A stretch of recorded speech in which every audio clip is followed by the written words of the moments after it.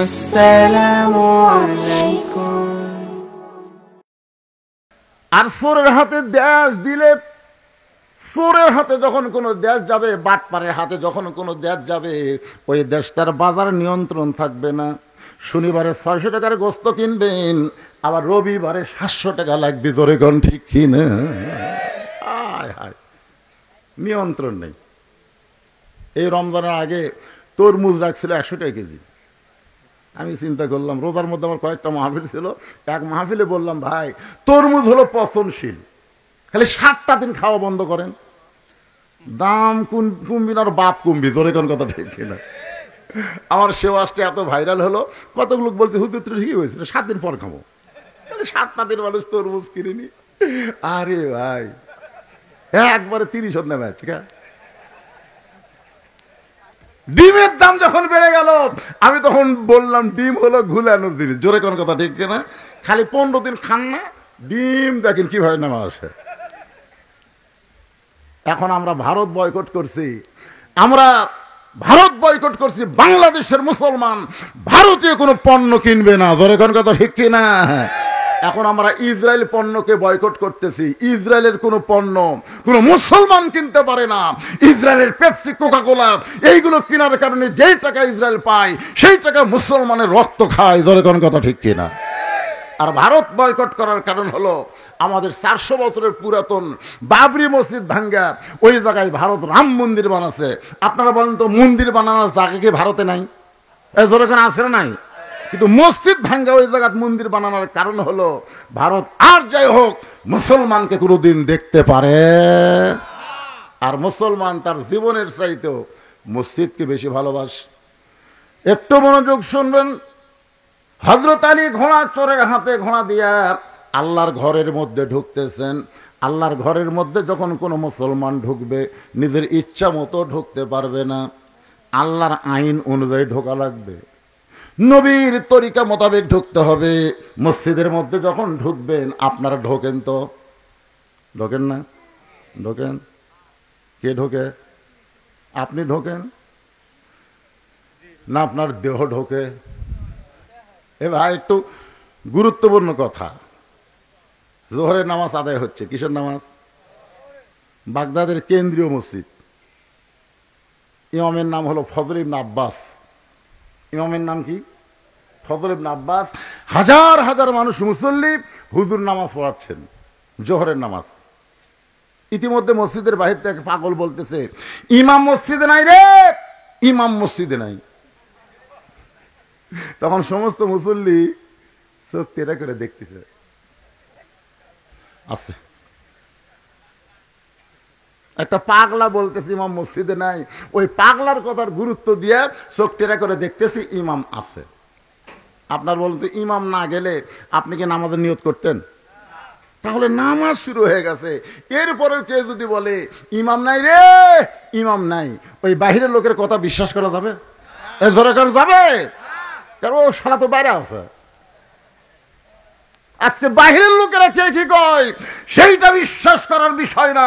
বিশ্বাস করতে হবে যারা ভিতরে থাকে, তাদের ভিতরে কি খেয়াল করে। জোরে কোন কথা ঠিক কিনা? আজকে কোরআনের মধ্যে কি আছে, বাইরের লোক কেমনে জানবে? ওরা জীবনে কোরআন হাত দিয়ে ধরেনি, কোরআন স্পর্শ করেনি, সূরা মুলুক কোনোদিন তেলাওয়াত করেনি, ওই লব উল্টা কয়। এখনকার বক্তারা কোরআনে আবার রাজনীতি পায়। জীবনে কোরআন হাত দিয়ে ধরে নাই। যেই কোরআন একটা সূরাই রয়েছে রাজরাজত্ব, তাবারাকাল্লাযী পড়েন, তাবারাকাল্লাযী বিয়াদিহিল মুলক ওয়া হুয়া আলা কুল্লি শাইইন কাদির। মসজিদের মধ্যে যখন ঢুকবেন, তখন কোন পায়ে? শুধু ডান পায়ে ঢুকলে হবে না, জবান খুলে একটা দোয়া পড়া লাগবে, আল্লাহুম্মা ফতাহলি আবওয়াবা রহমাতিক। হযরত আলী মসজিদের মধ্যে ঢুকে নিয়ত করলেন, আল্লাহ, যে ভাই আমার ঘোড়া ধরে আমাকে 2 রাকাত নামাজ পড়ার সুযোগ করে দিল, নামাজ শেষ করে তাকে 2টা দিরহাম হাদিয়া দেব। এই নিয়ত করে হযরত আলী 2 রাকাত নামাজের নিয়ত করলেন। 2 রাকাত নামাজ যখন নিয়ত করলেন, ঘোড়া চোর এবার ঘোড়ার লাগাম টানে নিয়ে এসে দরজার দিকে দেখে নামাজের সাইজ কিরকম। কারণ নামাজের সাইজ যদি ভালো হয় তাহলে ঘোড়া চুরি করা যাবে, আর সাইজ যদি খারাপ হয় তাহলে নিয়ত করলেও চুরি করা যাবে। যাবে? একলাই নামাজ পড়তেছে, জামাত শেষ। আর 1000 টাকার জুতে ওই যে কাঠের বাক্স, সে বাক্সের মধ্যে থুয়ে নামাজের নিয়ত করছে। জোহরের সুন্নত কয় রাকাত? 4 রাকাত। জুতাটা লিয়া যাবার চাই, এই মনে করে চোর যায় কেবল বাক্স হাত দিছে, ওই নামাজ বাদ দিয়ে খস করে হাত ধরছে। চোর বলতেছে ভাই আপনি তো নামাজ পড়তেছেন। জুতাওয়ালা বলতেছে ভাই ইলা জিহাদেল কাবা ওয়া জুতা, তুই কি মনে করছিস আমার নজর খালি কাবার দিকে? আমার নজর জুতার দিকে রে। এখন একটা গানও নামছে, একজন মানুষ হইয়া তুমি কয়জনকে দিবা মন, কয়জনকে বিলাও মন, এরকম একটা গান আছে না নাই? একজন মানুষ হইয়া তোমার মন থাকে দুই দিকে, জুতার দিকে এবং নামাজের দিকে। ফাওয়াইলুল লিল মুসাল্লিন, তুমি কোনোদিন মুসল্লি হবার পারবা না, তুমি অয়েল নামক জাহান্নামে হবে। নামাজ পড়ার পরে অনেক মানুষ জাহান্নামে যাবে। সূরা মাউনের মধ্যে আছে না নাই? এজোর এখন আছে না নাই? একটা হলো জুতা চোর, আর একটা হলো নামাজ চোর। এই দুইটা চোরের মধ্যে কোন চোর বড়? এজোর এখন কোন চোর বড়? এখন ঘোড়ার লাগাম ধরে যেই মানুষটা আছে চিন্তা করতেছে যে আমার ঘোড়া দিয়া 2 রাকাত নামাজ পড়তে গেল, ওর নামাজের সাইজটা কিরকম একটু দেখার দরকার। আপনারা বলেন তো নামাজের সাইজ আছে না নাই? এমন একজন ব্যক্তি নামাজ শুরু করছেন যার নাম হলো হযরত আলী। আল্লাহ রাসূল বলেন আমার আলী যখন নামাজের মধ্যে শামিল হয়, আনতা আবুদুল্লাহ কাআন্নাকা তারাহু ফাইন লাম তাকুন তারাহু ফাইন্নাহু ইয়ারাকা। শুধুমাত্র হযরত আলীর জন্য বুখারী শরীফের এই হাদিস নবী আমাদের সামনে বয়ান করেছেন, যখন তোমরা নামাজের মধ্যে ঢুকে যাবে নামাজের মালিক আল্লাহকে তোমরা দেখতে পাবে। যদি আল্লাহ দেখা সম্ভব না হয়, আল্লাহ তোমাকে দেখতেছে, এই বিশ্বাস তোমার কলিজার মধ্যে চলে আসবে। বুখারী শরীফের হাদিস। আচ্ছা আমরা কি আল্লাহ দেখবার ভাই? কিন্তু আল্লাহ যে আমাকে দেখতেছে এই ব্যাপারে কোনো সন্দেহ আছে? তাহলে সেই মসজিদে গামছা গাওয়ার দিয়ে নামাজ পড়ে আসতেছে, 4 হাতে এক গামছা চাদরের মতন গাওয়ার দিয়ে, গরমের দিন তো। তাই বললাম চাচা গামছা গাওয়ার দিয়েছেন? চাচা বলতেছে ফতুয়া দে, ফতুয়া দে, নামাজ হবি না, ফতুয়া দে। আমি বললাম চাচা এত গরম হচ্ছেন কেন? শুধু বলছি গামছা গাওয়ার দিয়েছেন, এত গরম তোর মরনা মানুষ, তুই ফতুয়া দে, গামছা গাওয়ার দিয়ে নামাজ হবি না, ফতুয়া দে। আমি বললাম চাচা এই গামছা গাওয়ার দিয়ে আপনি জামাইয়ের বাড়ি যাওয়ার পারবেন? চাচা বলতে তুই কি পাগল হয়েছিস, আমার পাঞ্জাবি নাই। এই বছরই 7টা পাঞ্জাবি বানাছি, 5টা আমাকে দিছে, তাহলে 12টা পাঞ্জাবি আমার আছে। তাহলে গামছা গাওয়াতে জামাইয়ের বাড়ি যাবো কেন? যার পাঞ্জাবি আছে সে আবার গামছা গাওয়াতে যাবে কেন? তো গামছা গাওয়াতে জামাইয়ের বাড়ি যাওয়ার পারবেন না, আল্লাহর ঘরত আসেন। আপনার জামাই দেখবে দেখে আপনার শরম লাগতেছে, আপনি যে আল্লাহর ঘরের মধ্যে ঢুকতেছেন, আল্লাহ কি দেখতেছে? কথা কন না কেন? দেখতেছে না? লিবাসুত তাকওয়া, আল্লাহ কোরআনে বলেছেন এমন একটা পোশাক পরে মসজিদের মধ্যে ঢুকবে যে পোশাক তোমাকে তাকওয়ায় পৌঁছে দিবে। জোরে কোন সুবহানাল্লাহ। এমন একটা শার্ট গাওয়ার দিছে টিকনার উপর, এক ফুল প্যান্ট পরছে এত টাইট, রুকুর থেকে সেজদাত গেছে, পিছনের জিনিস কাল টেপা হয়ে আছে। এখন আর পাশে যে বেটা নামাজ ধরছে ওর কাবরা ঠিক আছে? কথা কন না কেন? এই শার্ট পরে যারা নামাজ পড়ে, শার্ট, আপনি যদি শার্ট পরে নামাজ পড়েন, লুঙ্গি পরে শার্ট পরে নামাজ পড়তেছেন, আপনার পিছনের কিছু ঢপ বোঝা যায়। আর যদি আপনার পাঞ্জাবি থাকে, ওই পাঞ্জাবিটাই সে আপনার পিছনটা ঢাকা দিবে। ধরে কথা কন না কেন? বিপদ তো পড়েননি? এখন আইপিএস দিয়ে বাতি চলে, কিন্তু ফ্যান তো আর চলে না। কারেন্ট যাওয়া যাওয়া শুরু করছিল, তো শেষদার জায়গায় যেমন দেখা যায়, এই জন্য আইপিএস দিয়েছে, সব ফ্যান চলে না, বাতি জ্বলে। স্ট্যান্ডার্ড লুঙ্গি পরে বেটা নামাজ পড়ে গেছে, তারাবির নামাজ তো বুঝতেছেন লাফালাফি, কারেন্ট গাছ আর আসে না, উড়িয়াত ঘামে লুঙ্গি উড়ে লাগে গেছে। এরুকুর থেকে যেই শেষদার গেছে ফটকার লুঙ্গি ফেটে গেছে, ফেটে গেছে, ভিতরে লোক টাকা দেখে সব দেখা যায়। আপনারা বলেন ওর পরনে শার্ট না থাকে, যদি পাঞ্জাবি থাকতো, লুঙ্গি খুলে গেল, পিছনের লোকের কেবলা পরিবর্তন হতো না। কথা কন না কেন? তাহলে এখন মসজিদের মধ্যে গেঞ্জি গায়ে ঢুকবেন, শার্ট গায়ে ঢুকবেন, গামছা গায়ে যাবেন? আসসালাতু মিরাজুল মুমিনিন, আল্লাহ রাসূল বলেছেন নামাজ হচ্ছে মুমিনদের মেরাজ। জোরে কোন সুবহানাল্লাহ। আল্লাহ রাসূল বলেন সাহাবীরা শোনো, আমার আলী যখন নামাজের মধ্যে যায় তখন আল্লাহর মধ্যে নিজের মহব্বত অস্তিত্বকে বিলীন করে দেয়। এক জগ পানির মধ্যে এক মুষ্টি চিনি ঘন্টন মারলে ওই পানির মধ্যে চিনি যেমন বিলীন হয়ে যায়, শত চেষ্টা করলে চিনির পানির মধ্যে খুঁজে পাওয়া যায় না। আলী যখন নামাজের মধ্যে সামিল হয় তখন নিজের অস্তিত্ব পর্যন্ত ভুলে যায়। সুবহানাল্লাহ করে কন। একটা প্রমাণ হলো এক জিহাদের ময়দানে হযরত আলীর পিছন দিকে তীর ঢুকেছিল। তীর সাহাবীরা বললেন, ইয়া রাসূলুল্লাহ, হযরত আলীর পিছন দিকে তীর ঢুকে গেছে। ওই তীরটা ভিতরে গোস্তর সঙ্গে এমনভাবে জমাট বেঁধে গেছে, এখন তীরের শলাকায় হাত দিলে হযরত আলী চিৎকার দিয়ে কান্দে, হুজুর এখন আমরা পিছন দিক থেকে তীরটা কেমনে বার করব? আল্লাহ রাসূল কিছুক্ষণ মাথায় হাত দিয়ে কান্না শুরু করলেন। সাহাবীরা, হুজুর কান্দার কারণ? রাসূল বলেন, আলীর সামনের দিক থেকেও মারতে পারে, কিন্তু পিছন দিক থেকে মারলো কে? প্রত্যেকটা জিহাদের ময়দানে হযরত আলী হচ্ছেন সেনাপতি। ধরে কোন কি? সেনাপতি থাকে সামনে, পিছনে থাকে মুসলমান সৈন্য। তাহলে আলীকে কেউ যদি মারে পিছন সামনের দিক থেকে মারবে, পিছন দিকে তীর মারলো কে? আল্লাহ রাসূল চিন্তায় পড়ে গেলেন, কে মারলো? আসলে মুসলমানকে মারার জন্য মুনাফিকরাই এক নম্বর। জোরে কোন কথা, ঠিক কথা কন না কেন? কারণ কাফের বেঈমানদের বিরুদ্ধে একটা রব উঠে গেছে, যে জিহাদের ময়দানে আলী থাকে ওই যুদ্ধে মুসলমানের পরাজয় হবে। এখন ইসলামকে সাইজ করতে গেলে আলীকে সাইজ করা লাগবে। তো আলীরে সাইজ করলে কেমনে করা যাবে? বলে আমাদের কাফেরদের মধ্যে 2-4 জন মুসলমান সাজা লাগবে, সাজা মুসলমান সাজে জিহাদের ময়দানে আলীর সাথে পিছনে থেকে পিছন দিক থেকে মারা লাগবে, সামনের দিক থেকে মারা ওকে ঘায়েল করা যাবে না। আজকে আমাদের বাংলাদেশে পিছন দিক থেকে মারার চেষ্টা চলতেছে। আজকে সুদ নিয়ে, ঘুষ নিয়ে, পর্দা নিয়ে কোনো কথা নাই। আজকে কতগুলা ঘন্টা পড়া শেখ তারা তারাবির রাকাত নিয়ে আজকে সমাজের মধ্যে ফিতনা করতেছে। জোরে কথা কন না কেন? আজকে ফিলিস্তিনের মুসলমানকে যে হারে ইসরায়েলি ইহুদিরা হত্যা করতেছে, এই ব্যাপারে ঘোমটাওয়ালা শায়েখদের কোনো কথা নাই। তারাবি কয় রাকাত পড়া লাগবে, নামাজের পরে মোনাজাত আছে না নাই, এইরকম নফল বিষয় নিয়ে এই শয়তানেরা ফিতনা করতেছে। কথা কন না কেন? কথা কন। ওটা বাংলাদেশ সুদ দিয়া, সুদ কি রে? আল্লাহ রাসূল সুদের পাপ বলতে গিয়ে 3 বার মুখ ধরলেন। সুদের পাপ, ঘুষের পাপ, জিনার পাপ, মদ খাওয়ার পাপ, সব পাপের কথা বলতে রাসূল মুখ ধরেনি, সুদের কথা বলতে গিয়ে এর। সাহাবীরা বললেন, হুজুর মুখ চেপে ধরেন। কেমনে বলি, শরম লাগে। সুদের পাপ কেমনে বলি, শরম লাগতেছে, কিন্তু বলা লাগবে তো। সুদের সবচাইতে বড় পাপ হলো আল্লাহর সাথে যুদ্ধ করা, নিম্ন পাপ হলো নিজের গর্ভধারীর মাকে বিয়ে করে জিনা করা। বাংলাদেশের কোনো পাগল তার মা বিয়ে করবি? এ কথা কান করবি? আর যে সুদের 1 টাকা খায়, নিজের মায়ের সঙ্গে 42 বার জিনা করার গুনাহ হয়। আজকে টিভিতে দেখবেন সুদ নিয়ে কোনো আলোচনা নাই, খালি আলোচনা হচ্ছে সারা তারাবির নামাজ কয় রাকাত। জোরে কোন কথা, ঠিক কিনা?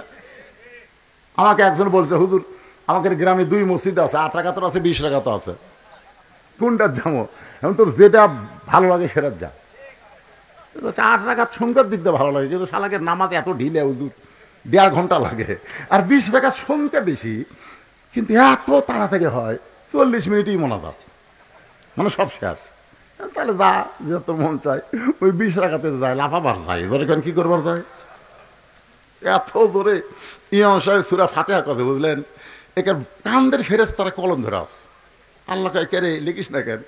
কি করলো হুজুর? সূরা ফাতিহার নামে যে কি করলো আমরা তো বুঝবারই পারল না, লেখমু কি?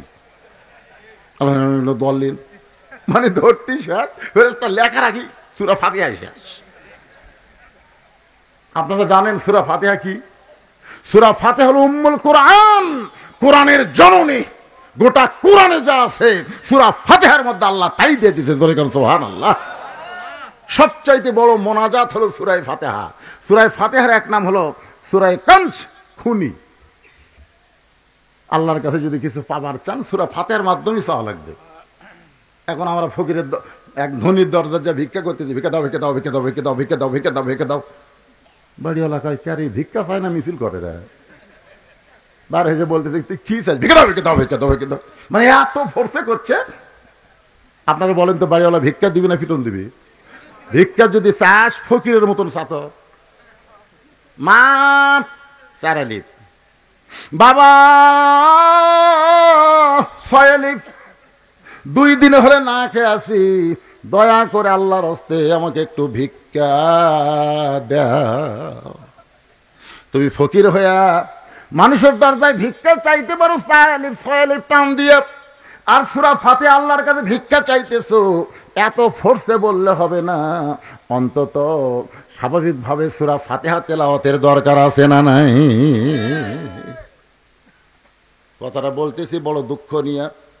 রমজান মাস আসলেই দেখবেন অনেকের এই ফতোয়াবাজি শুরু হয়ে যায়। এক ফতোয়াবাজি করতে গিয়ে এক শায়েখ বলেছে, শবে বরাত রাত যে ইবাদত করবে, ইবাদত না করে ব্যবসাখানায় কাটানো ভালো। যারা নাউজুবিল্লাহ করবেন না, তার কি মনে হয় জবান নাই? আচ্ছা, ব্যবসাখানায় রাত কাটানো কোনোদিন ভালো হতে পারে? শবে বরাত মানুষ কোথায় পালন করে? মসজিদের মধ্যে রাত কাটানোকে ব্যবসাখানার সাথে তুলনা করে। এরাও আমাদের বাংলাদেশের মুসলমান শায়েখ। জোরে কোন কথা ঠিক কিনা?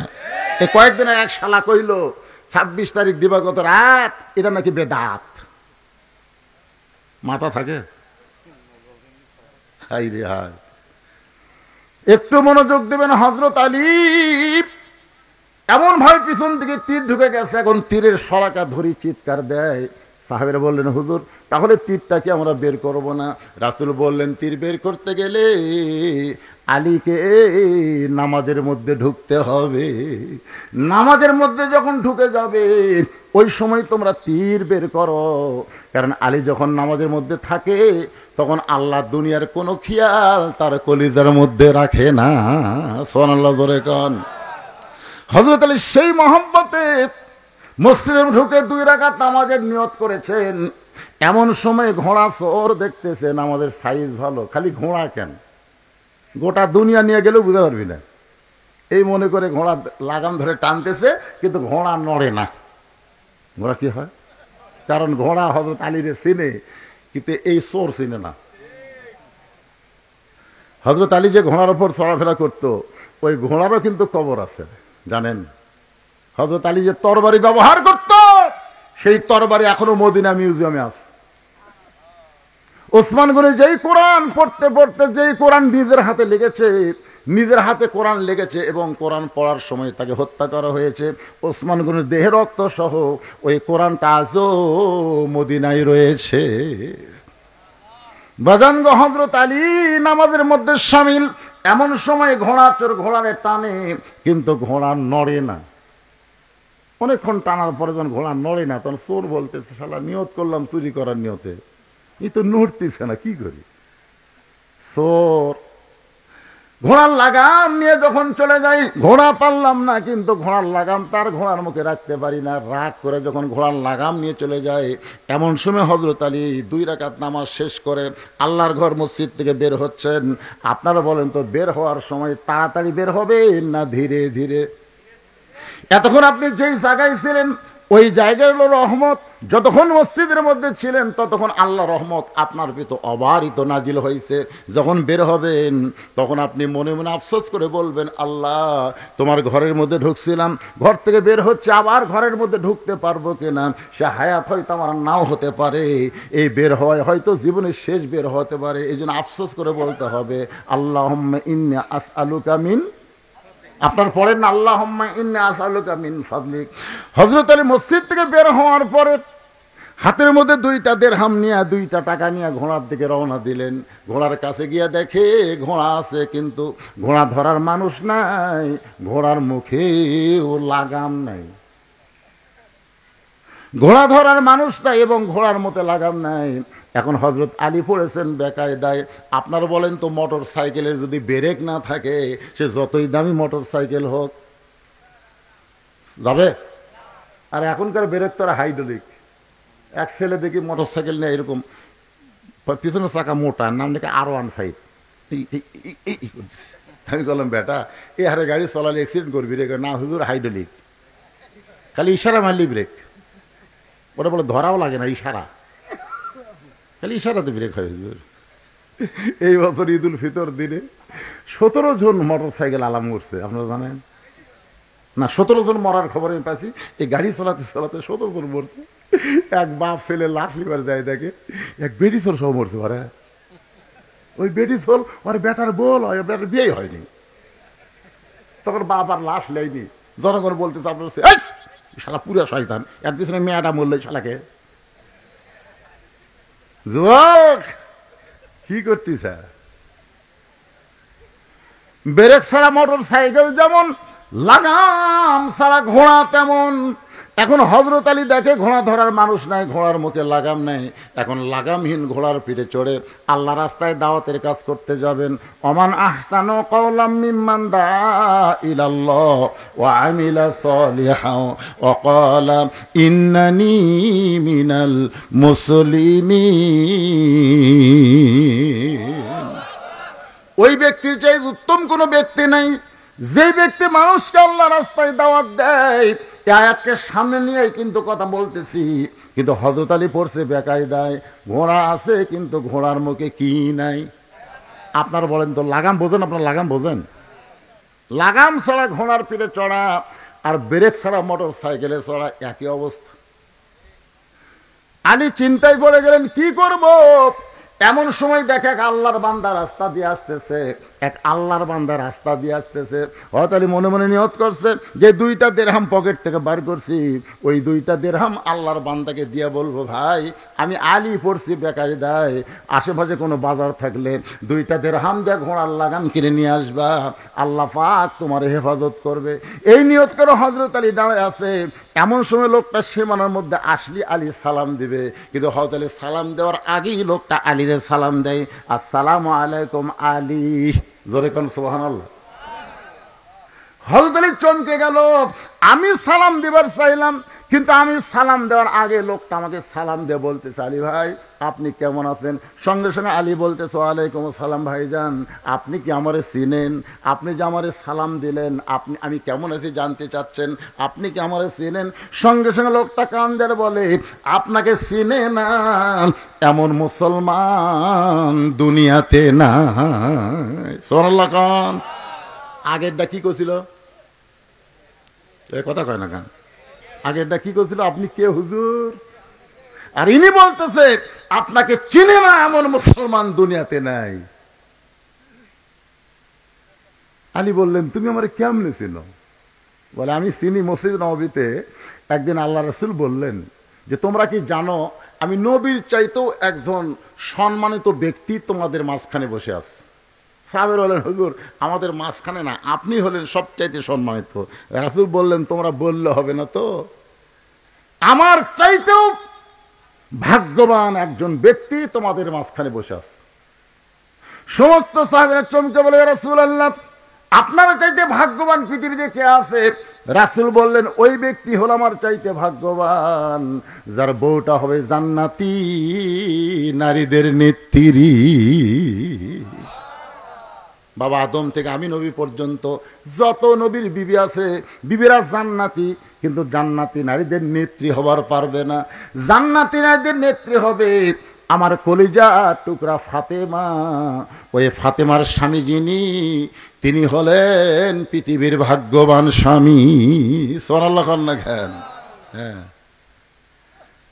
রাসূল বলেন, খাদিজা মনটা ভার করে থাকো, কারণ কি? বলে, হুজুর যে কোনো সময় আমার মৃত্যু হবে। হুজুর মরার আগে একটা খুশির খবর কি আপনি আমাকে দেওয়া যায় না? রাসূল বলেন, খুশির খবর হলো এই দুনিয়াতে 10 জন পুরুষকে আল্লাহ জান্নাতের সার্টিফিকেট দিয়েছে। কয়জন? 10 জন নারীকেও আল্লাহ জান্নাতের সার্টিফিকেট দিচ্ছে। তো এখন খাদিজা বলে, হুজুর আমি এতদিন জানতাম 10 জন পুরুষকে আল্লাহ জান্নাতের সার্টিফিকেট দিয়েছে, 10 জন নারীকে। বলে, পুরুষের মধ্যে 1 নম্বর জান্নাতি হলো আবু বকর, আর নারীদের মধ্যে 1 নম্বর জান্নাতি হলো খাদিজাতুল কুবরা। কি খুশি! রাসূল বলে, খাদিজা খুশি কেন? বলে, 1 নম্বর জান্নাতি খুশি হব না? আল্লাহ রাসূল বলে, খাদিজা আল্লাহ আপনাকে জান্নাতের 1 নম্বর জায়গা দিবে, কিন্তু জান্নাতে নারীদের নেত্রী আপনি হবার পারবেন না। জান্নাতে নারীদের নেত্রী হবে আপনার কলিজা টুকরা মেয়ে ফাতেমা। খাদিজা বললেন, ইয়া রাসূলুল্লাহ আমি হলাম মা, ফাতেমা হলো মেয়ে, আমি মাকে বাদ দিয়ে আল্লাহ ফাতেমাকে সাইয়্যিদাতুন নিসা আহলিল জান্নাহ কেন ঘোষণা করলো? রাসূল বলেন, খাদিজা কারণ হলো 2টা। 1 নম্বর কারণ হলো আপনি আপনার হায়াতের 55 বছর কাফের ছিলেন, আর ফাতেমা জন্মসূত্রে জান্নাতি হয়ে জন্মেছে। কারণ মা খাদিজা যখন ঈমান গ্রহণ করছে তখন খাদিজার বয়স হলো 55 বছর। জোরে কোন কয় বছর? ও খাদিজা, আপনার নাকের চেহারা মুখের চেহারা দুনিয়ার বহু পুরুষ মানুষ বলতে পারে, কিন্তু ফাতেমা এমন পর্দানিশী, তার নাকের চেহারা মুখের চেহারা দুনিয়ার কেউ বলতে পারবে না। শুধুমাত্র পর্দানিশী হওয়ার কারণে আল্লাহ ফাতেমাকে খাতুনে জান্নাত ডিগ্রি দিয়েছে। আমার মা বোনেরা, পর্দার অন্তরালে কম না বেশি? এ ধরে কোন কম না বেশি? অনেক কম। পর্দার অন্তরালে বসে আপনাদের সাথে বেশি রে। ওরা এখন চিন্তা করবে হুজুর কি আমাদের কোনো ওয়াজ করবে না? মায়েরা যারা ধৈর্য নিয়ে বসে আছেন, মা অবশ্যই আপনাদের আলোচনা আমি নিয়ে আসতেছি, একটু ধৈর্য ধারণ করেন।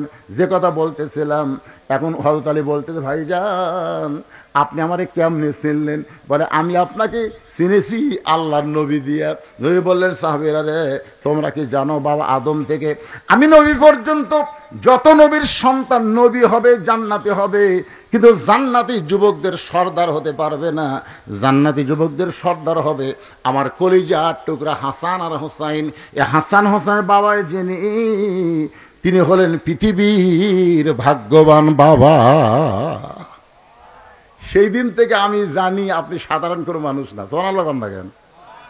আলী বলতেছেন, ভাইজান তখন আমার একটা কাজ করে দাও। বলে একটা কেন, 1000টা করবো। কি কাজ? বলে 2টা দিরহাম নাও, 2টা দিরহাম নিয়ে বাজার থেকে একটা লাগাম নিয়ে আসো। এতক্ষণ কিন্তু লোকটা ঘোড়ার দিকে তাকায়নি। ঘোড়ার দিকে তাকায় বলে, হুজুর আপনি একটা জ্ঞানী মানুষ, আপনি একটা জ্ঞানী মানুষ হয়ে লাগাম ছাড়া ঘোড়া নিয়ে কেমনে বের হলেন? আলী বলতে, ভাই পরে বলবো। কেন পরে না? এটা আমার মতন মূর্খ ভুল করতে পারে, এটা আপনি। আমি 5 ফিট বাজারে এই পকেটে টাকা 200 থুয়া, অনেক দিন আগের কথা, 200 টাকা থুয়া বাজার করতেছি। বাজার করার পকেটে হাত দিয়ে টাকা নেই। দোকানদার বলতে, হুজুর কি ভাই পকেটে টাকা রাখছিলাম, টাকা তো নাই। আপনি আবার হুজুর, আপনার ওয়াজ জনগণ শোনে।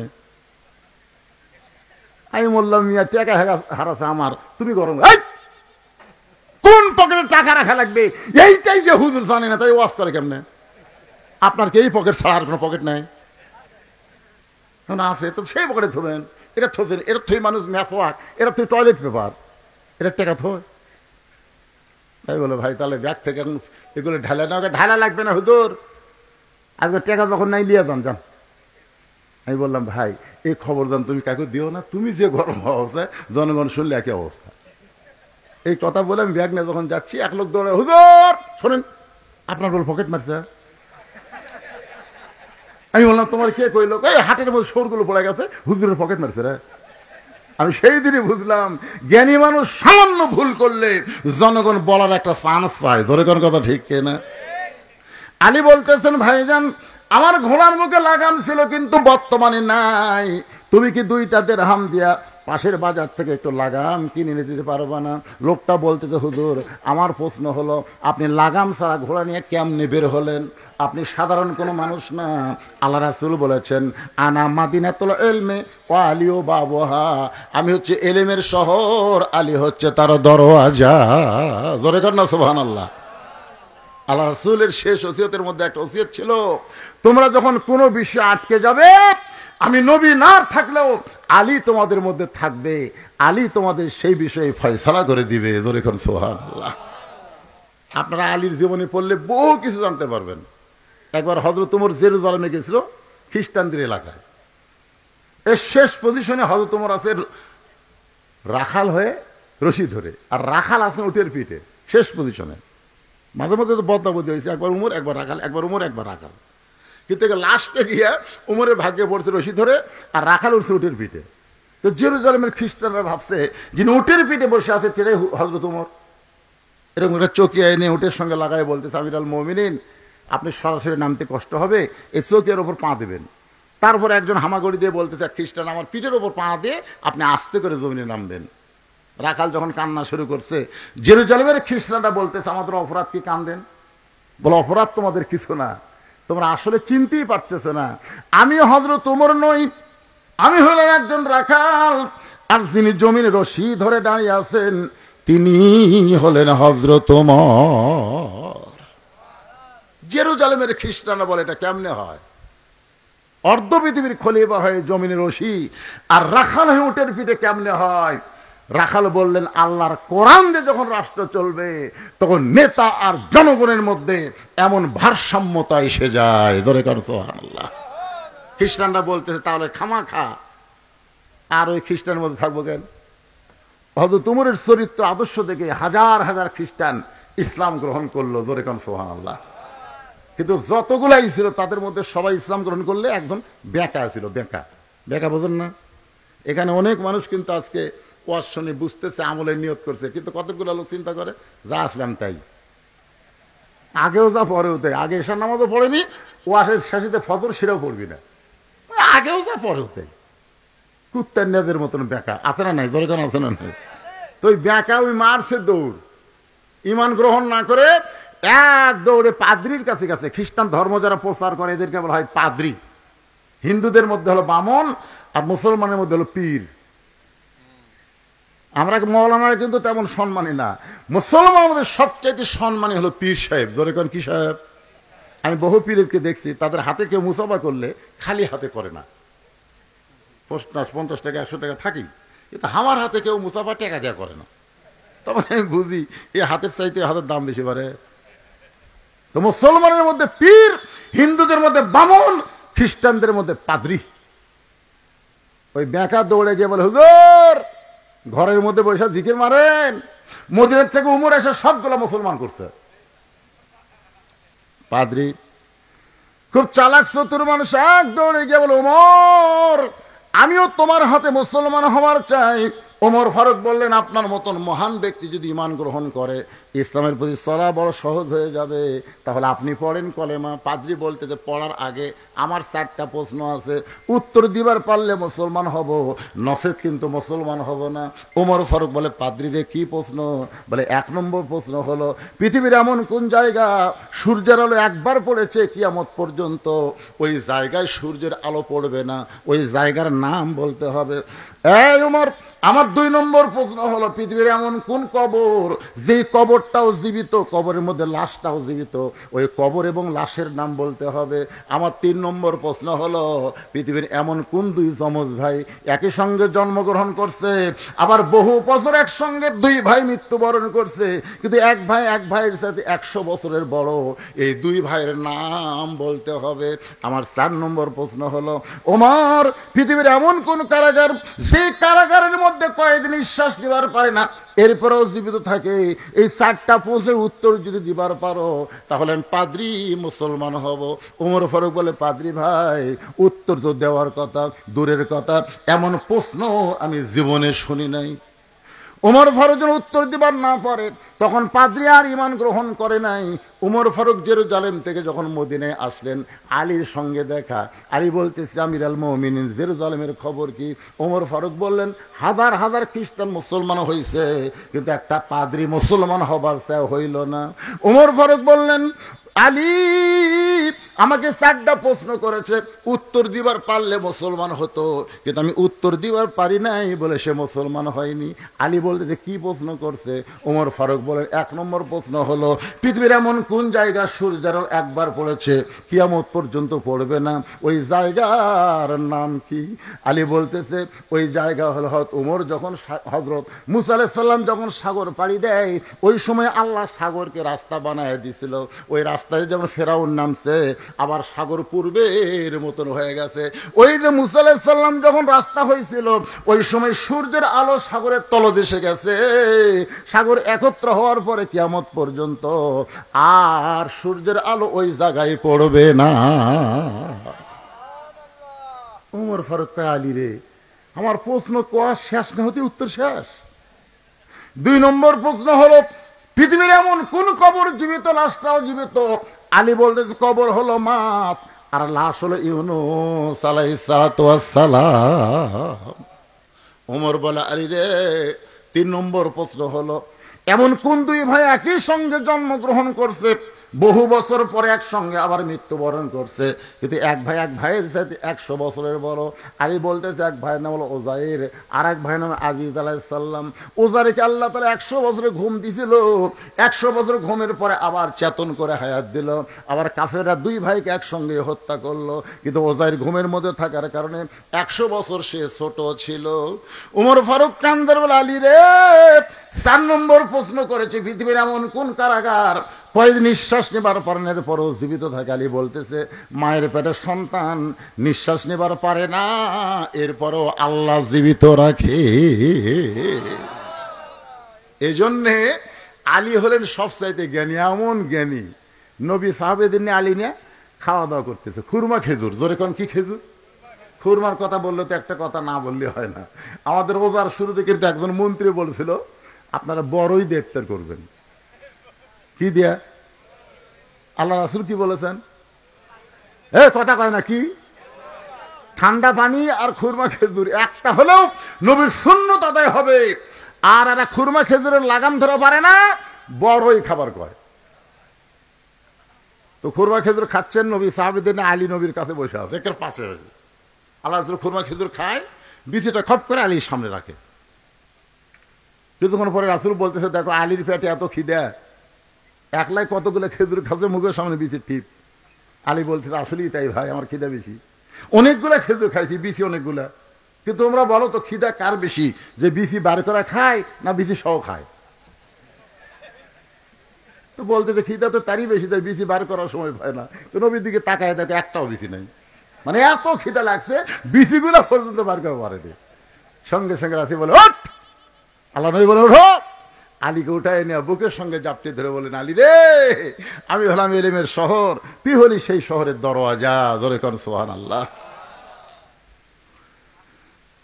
লোকটা বলতেছে, ভাইজান, আপনার মতন মহান ব্যক্তির যদি লাগাম কিনে এনে দিবার পারি, এই ওসিলায় আল্লাহ হয়তো আমারে জান্নাত দিবে।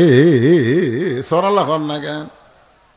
আলী বলতেছে, আমার ঘোড়ার লাগাম কিনে এনে দেওয়ার ওসিলায় আল্লাহ তোমারে জান্নাত দিবে, এইটা তুমি কেমনে বুঝলে? বলে, আমি বুঝিনি তো, রাসূল বুঝাইছে। আপনার হয়তো মনে নাই, আপনার বিয়ার খবর কি? বিয়ার খবর কি? কোনদিন নিজের ইচ্ছায় বিয়ে করতে চান নাই, সঙ্গে আল্লাহ তাআলা আপনার ব্যাপারে ঘটকালি করেছে। জোরে কোন সুবহানাল্লাহ। রাসূল বলে, আলী রে, বিয়ে করবা? আলী বলে, হুজুর, খিদা লাগলে আপনার কাছে আসি, আপনি খাবার দেন, আর যদি আপনি বলেন নাই, সারাদিন না খেয়ে থাকা লাগে, আমার আবার বিয়ে? আল্লাহ রাসূল বলে, রে, মক্কার বহু, মদিনার বহু ধনী ধনী বিয়ে করবার চাইছে রে আমার কলজার টুকরা ফাতেমাকে, কিন্তু আল্লাহ রাজি হয় না। তোর প্রতি আল্লাহ খুশি, তুই আমার ফাতেমারে বিয়ে কর। আলী তো সেই খুশি। সুবহানাল্লাহ। রাসূল বলে, খুশি হলে হবে না রে, মহরনা দেওয়া লাগবে। তোর মহরনা দেওয়ার কি আছে? আলী বলে, হুজুর, আমার কিছু নাই। রাসূল বললেন, তোমার মাথার হেলমেটটা বিক্রি করে যাও।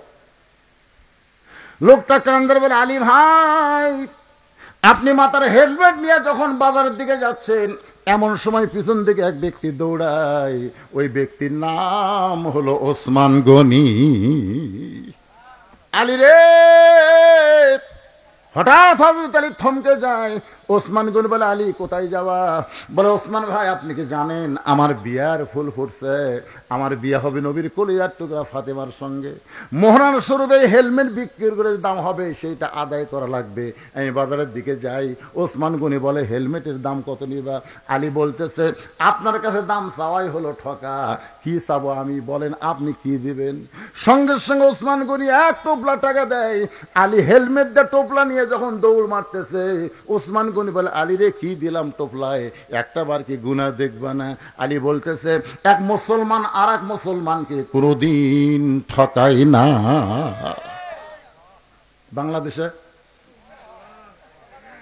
বাংলাদেশে যত ঠকাই কোন মাসে? কথা কন না কেন, কোন মাসে? হায় হায়, এত ঠকায়। কিন্তু হযরত আলী বলতেছে, এক মুসলমান আর এক মুসলমানকে কোনোদিন ঠকায় না। ওসমান গনি বলে, গুনে দেখা সুন্নত। গুনে দেখে কি? আলী গুনে দেখলেন 480 দিরহাম, আলী কান্দেল ওসমান ভাই, একটা সাধারণ হেলমেটের দাম কি কোনোদিন এত হয়? ওসমান গনি বলে, আলী রে, গোটা পৃথিবী বিক্রি করে দিলেও আসাদুল্লাহ গালিবের হেলমেট কেউ কিনতে পারবে না। তোমার হেলমেট কেউ মাথায় দেওয়ার পারবে? তোমার হেলমেট তোমার আমি দিয়ে দিলাম। সঙ্গে সঙ্গে আলী কান্দে, ওসমান ভাই আজকের এই বিপদের দিনে আবার হেলমেট কিনলেন, আবার হেলমেট আমারে দিলেন কারণ কি? ওসমান কান্দের শুধু মাত্র জান্নাতের আশা। ওসমানের মতন মহান ব্যক্তি যদি আপনার বিবাহের সময় হেলমেট কিনে আবার হেলমেট ফেরত দেয় জান্নাতের আশায়, তাহলে আপনার ঘোড়ার লাগামটা আমি কিনে দেব কেবলমাত্র জান্নাতের আশায়। আমাদের জান্নাতের দরকার আছে না নাই? আলী লোকটাকে 2টা দিরহাম দিল, ওই 2 দিরহাম নিয়ে বাজারে গেছে, গোটা বাজার ঘুরতেছে, ঘোড়ার লাগাম নেই। যেখানে যায় কয়, ভাই আমাদের এই বাজারে তো ঘোড়ার লাগাম বিক্রি হয় না রে, এখানে হয়তো পাওয়া যাবে না, আপনার আর এক বাজারে যান। লোকটা চিন্তায় পড়ে গেছে, তাহলে আর এক বাজার কোন দিকে? এমন সময় ওই লাগাম চোর, ধরে এখন কি চোর, কে নিবা লাগাম, কে নিবা লাগাম? লোকটা দৌড়েছে বলে, ভাই গোটা বাজার খুঁজে যখন লাগাম নাই, তুমি লাগাম বিক্রি করতে আইছো, দাম কত নিবে? বলে 2 দিরহাম। সঙ্গে সঙ্গে 2 দিরহাম দিয়ে হাত ধরে বলতেছে, আল্লাহ তোমাকে জান্নাত দিক।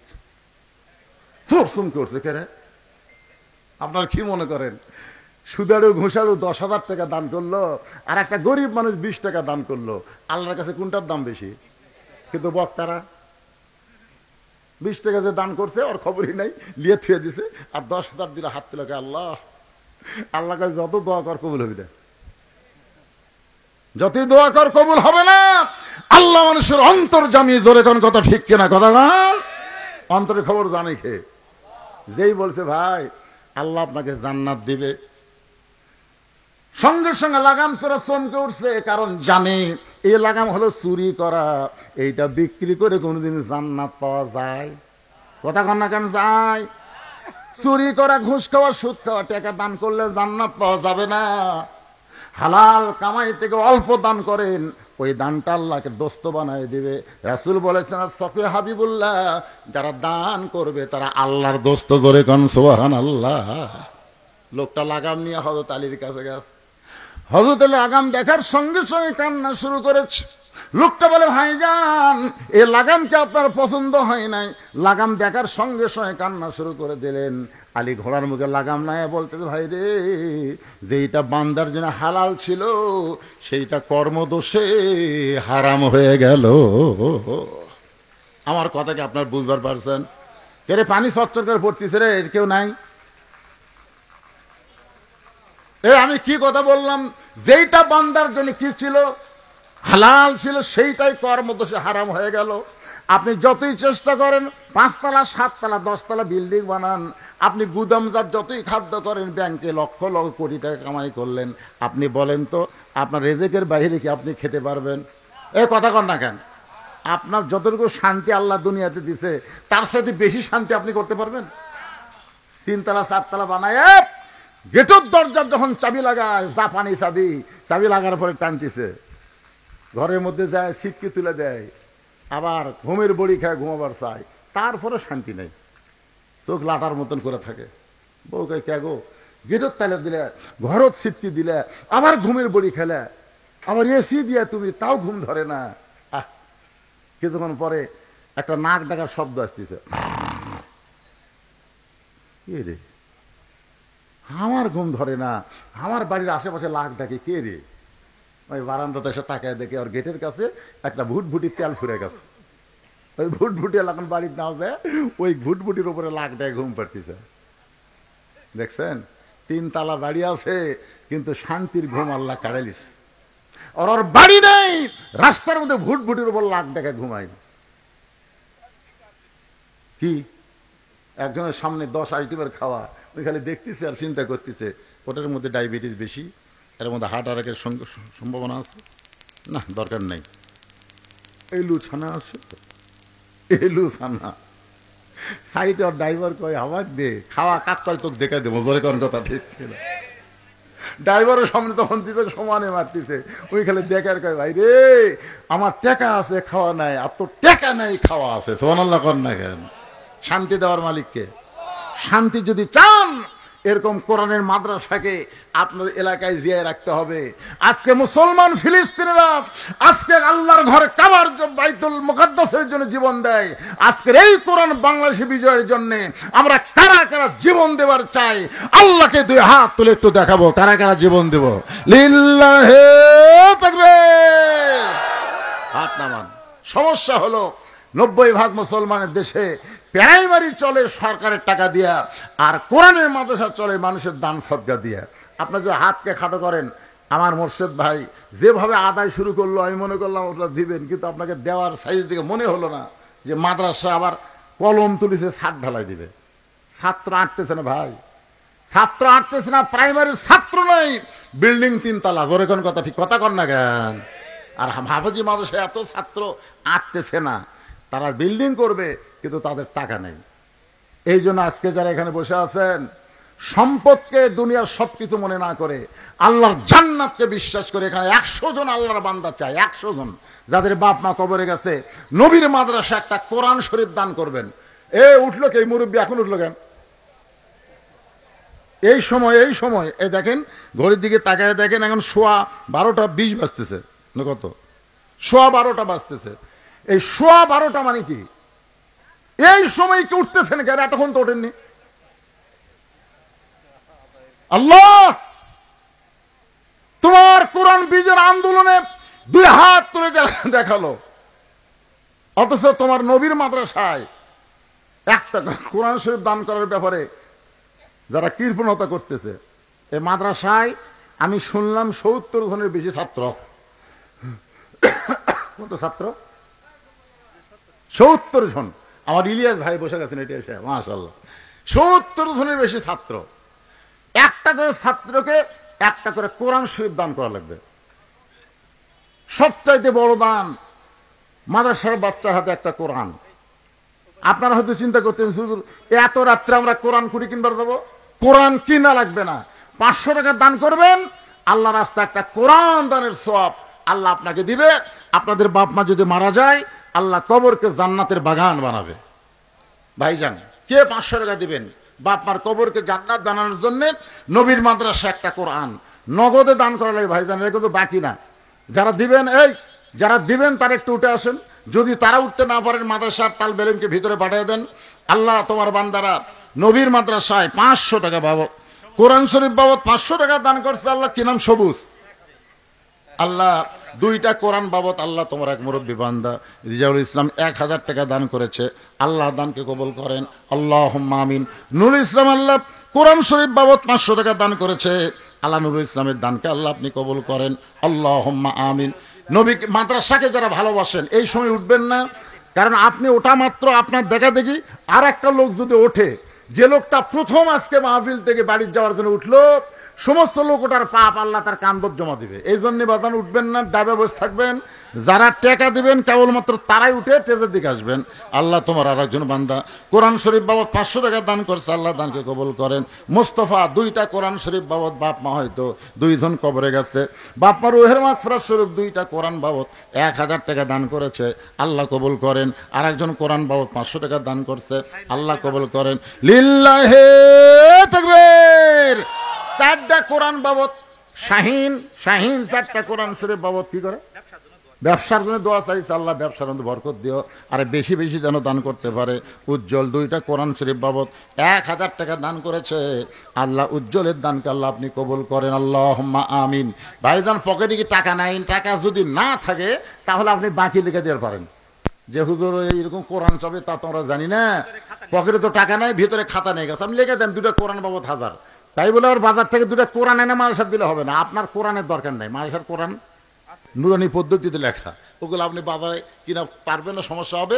আপনি খালি কোরআন বাবদ 500 টাকা দিবেন, একটা কোরআন দানের সওয়াব আল্লাহ আপনার আমলনামায় দিয়ে দিবে। এই নবীর এতিম মাদ্রাসার ছাদ হবে, ছাদের জন্য 1 বস্তা 2 বস্তাকে সিমেন্ট দিতে পারেন? আপনি একটু লিখে দেন নবীর মাদ্রাসার ছাদ, নবীর ঘরের ছাদ, কোরআনের মাদ্রাসার ছাদ হবে। এই ছাদের জন্য 2-4 বস্তা সিমেন্ট আল্লাহর রাস্তায় দান করবেন। যাদের বাপ মা কবরে গেছে, বাপ মা রুহের মাগফিরাতে দান করবেন। বাবা কান্দে, মা কান্দে কবরে শুয়া। কে দিল 5 বস্তা? ওঠেনি সিমেন্ট। আচ্ছা, মথুরাপুরের লোক নাই নাকি? আমার মা বোনদের ওখানেও যাবে লোকজন। আমি দোয়া করে দিব আল্লাহ মা বোনদেরকে যেন ফাতেমার সঙ্গে আল্লাহ জান্নাত দেয়। জোরে কোন আমিন। মনে আছে আপনাদের? মনে নাই? ইমাম নাই রে, ইমাম নাই। মনে আছে? মনে নাই। ও আজের আসল অস্ত মনে থাকবে না। আসলেই তো ভাই, দেহ এক জায়গাত মন এক জায়গাত। ইমাম নাই রে, ইমাম নাই। যখনই টাকা চাইলাম তখন আপনাদের মিনিস্টার ওয়াসওয়াসিল খান্নাস, ভিতরে খান্নাস বলতেছে ওয়া শেষ, হুজুর এখন টাকা চাষ বাড়ির যাই। আপনি যে বাড়ির যাওয়ার জন্য রওনা দিলেন, আল্লাহ যদি না চায় আপনি বাড়ির যাওয়ার আগে হাসপাতালে যাওয়া লাগতে পারে। ঠিক কিরকম? যদি আল্লাহ না চায় হাসপাতালে যাবি না বাড়ি যাবি? কথা কয় না কেন? সিনা টান করে বাড়ি যাচ্ছেন, বাড়ির যাওয়ার আগে আল্লাহ হয়তো হাসপাতাল নিতে পারে। এই জন্য অত সাহস ভালো না। নবীর এতিম ঘর কোরআনের মাদ্রাসায় দান করেন। দান করবার না পারলেও যারা দান করতেছে, দান করার একটা পরিবেশ আপনারা সৃষ্টি করেন। মাজা টান করে বাড়ির দিকে যায় না। উজ্জ্বল, আল্লাহ তোমার বান্দা মথুরাপুরের 500 টাকা কোরআন শরীফ বাবদ দান করেছে। আর একজন উজ্জ্বল জামাই কোরআন বাবদ 500 টাকা দান করছে, আল্লাহ কবুল করেন। সোহাগ কোরআন শরীফ বাবদ 500 টাকা দান করেছে, আল্লাহ সোহাগের দানকে আল্লাহ কবুল করেন। 2 জন মহিলা মাশাআল্লাহ, আমার মায়েদের মধ্যে নামসা 2 জন মা 500 1000 টাকা করছে দান কোরআন শরীফ বাবদ, আল্লাহ দানকে কবুল করেন। আল্লাহুম্মা আমিন। লিপটন, লিফটন, এটা কি মুসলমানের নাম না খ্রিস্টানের নাম রে? লিফটন, নিস্তন। এ ভালো নাম তোলেন বারে। নামের ওসিলায় শেষ পর্যন্ত নামের ওসিলায় আল্লাহ জান্নাত দেবে। কার নাম? ও বুরহান জাহাঙ্গীর। তো সেটাই করবেন। আল্লাহ বলবে মরিয়ম, তা হাসর ময়দানে যত মরিয়ম আছে সব খাড়া হবে। আল্লাহ বলবে আমি ঈসার মা মরিয়মকে ডাকলাম, তোমরা ডাকলা কেন? তখন বান্দিরা বলবে আল্লাহ আপনার বলা লাগতো ঈসার মা মরিয়ম, আপনি ঈসার মা মরিয়ম না বলে শুধু মরিয়ম করছেন, আর আমাকে নাম যে মরিয়ম, আমরা কি করবো? আল্লাহ তখন বলে ঈসার মা মরিয়মের নামের সাথে নামের মিল, এ ওসিলায় শেষ আমলে তোদেরকে জান্নাত দিয়ে দিলাম। ধরে করছো না? এই জন্য নামগুলো একটু ভালো হবেন। কে সিমেন্ট? আপনি দিয়ে শুরু হলেন কোন দিছেন? আগেই দিছেন। কি নাম? না না, নাম না বললে কামাই কিভাবে হবে? তাবুকের যুদ্ধে আল্লাহ নবী যখন দান চাইলেন তখন কি গোপন চাচ্ছেন? এখন গোপন চাচ্ছে, প্রকাশ্যে চাইছে। কেউ হুজুর কয় যে গোপন দান করলে বেশি সওয়াব। গোপন দান করার কথা বললেই ফাঁকি মারবি। কোন কথা ঠিক না? আপনার বলেন তো, মসজিদের দান বাক্সে কোনোদিন 500 টাকা বাঁচেন? এ কথা কন না কেন? 500 টাকা বাঁচেন কি জন্য পাননি? গোপন দান। গোপন দান শয়তানকে 10 টাকা দে, 10 টাকা দে, 10 টাকা দে, 10 টাকা। মানে গোপন দান 500 টাকা কোনদিন বাক্সের মধ্যে ঢুকবি না। খালি 10 আর 5, 10 আর 5, 2 একজনের কাঁচা টাকা করতে ছাড়িয়ে দেয়, শব্দ যেন হয়, জনগণ যেন বুঝে কিছু করতেছে। আর প্রকাশ্য দান তাবুকের যুদ্ধে আল্লাহ নবী চাইছে। কে কত বারো, কে বললো নাম বলা যাবে না?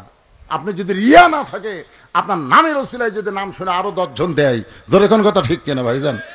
10 বছর সিমেন্ট দেওয়ার কোন আল্লাহর বান্দা নাই। আপনি পায়খানা পাকা করলেন রে, আপনার গোসলখানা টাইলস দিলেন, আর নবীর ঘরের মাদ্রাসার ছাদ হবে, আপনার কাছে সিমেন্ট চা হলো, আপনারা মাথা তুললেন না। 10 বছর সিমেন্ট দেওয়ার কোন আল্লাহর বান্দা আছে?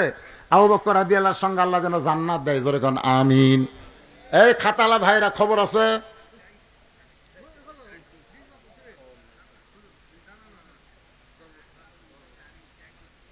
কে দিছে?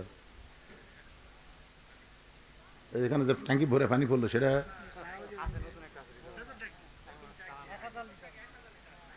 1000 লিটারের একটা ট্যাঙ্কি দিছে। দাম কত ভাই?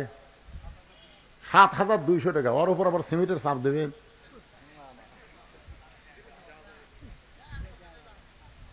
না, যাই দিবার পরে তাই পারি।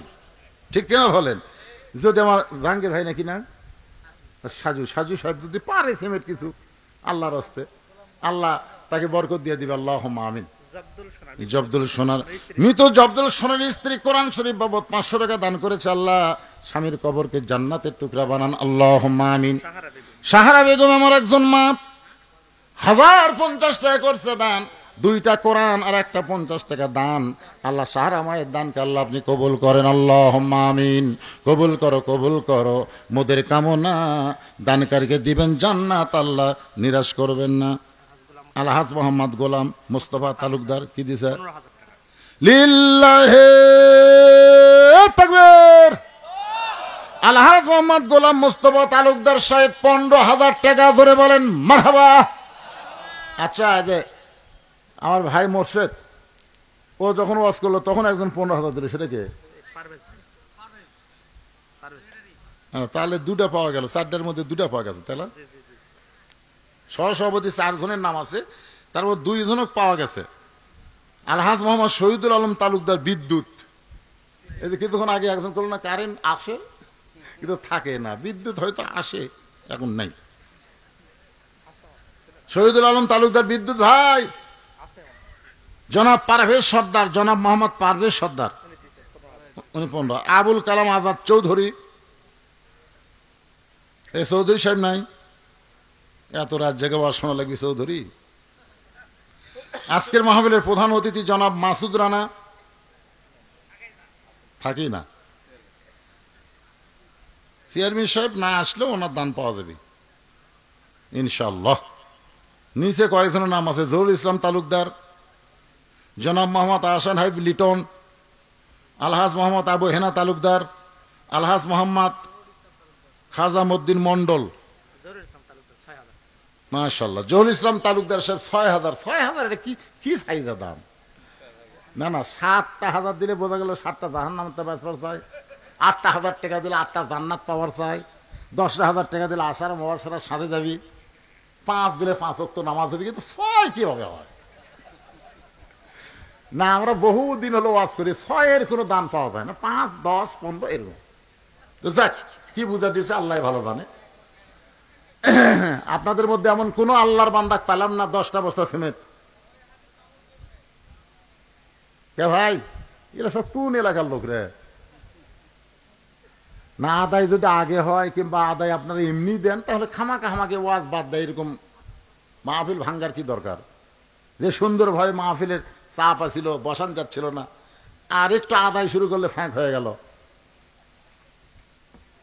বিশাল ধানের ঠিক, সবগুলা কি ধান? সবগুলা ধান, বিশাল ঠিক। আমার এত ধান আছে, একজন বলতেছে সব ধান লয় রে, ধানের মতোই ঢপ। তোকে কেমনে? বাতাস দে, বাতাস দে। যেই বড় ফ্যান, এখন আর ফ্যান নামছে, বড় ফ্যান দেখেননি? হ্যাঁ, ফ্যান ধরে যে বাতাস দিছে, হাত দিন আলগা করে দিচ্ছে, চিটা পাতান ধানের মতোই মশান, একটাও নেই। ইমানদার দানাদার যারা ভিতরে ছাগল আছে, এগুলা লড়ে না। আজকে এখানে আদায় যখন শুরু হলো, চিটা পাতান আর থাকে? সব উঠে গেছে। এসার পড়বি, ফজর পড়বি না, মাঝখান থেকে আওয়াজ শুনলো ফাঁকি। লিল্লাহে তাকবীর।